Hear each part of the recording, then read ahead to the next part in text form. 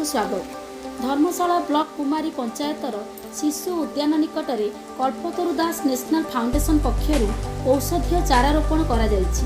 एही कार्यक्रम को जाजपुर सांसद शर्मिष्ठा सेठी, धर्मशाला विधायक प्रणव कुमार बलवंत राय, जाजपुर जिलापाल रंजन कुमार दास अतिथि भाव जोगदे पारिजात गछ लगाई शुभारंभ करथिले। फाउंडेशन पक्षर वृक्षरोपण उपदेष्टा श्रीजुक्त श्रीनिवास जेना तत्वावधान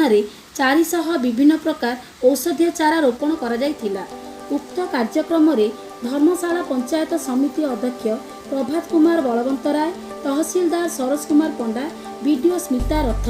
अतिरिक्त तहसीलदार शीतल अग्रवाल और देवी प्रसन्न महांती उपस्थित रही चारा रोपण करथिले।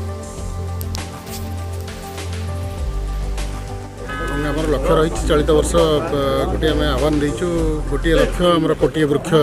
लगे बोली से सबू ब्लॉक तहसील सबू निर्वाचन मंडल समस्त सहयोग लोड़ा जाता मानव विधायक मैंने सहयोग हाथ बढ़ाई विभिन्न ब्लॉक अध्यक्ष मानक इनवल्व कराई वीडियो मैंने एक्टिव सपोर्ट समस्त कर स्कीम को एवं आज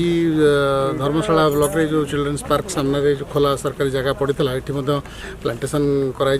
मानव सांसद अच्छा मानव विधायक स्थानीय अच्छा तेणु सबू जगह बर्तमान चली ये चलित अगस्ट मास शेष सुधा ये कार्यक्रम सब जगह चलो आम लक्ष्य रखीचु जाजपुर जिला को मैक्सिमम वर्ष प्लांटेसन प्रोग्राम इंक्लूड करने जहाँफल 2 वर्ष 3 वर्ष मेन्टेनान्स संपूर्ण बहन कर नेशनल फाउंडेशन जार कि नेशनल फाउंडेशन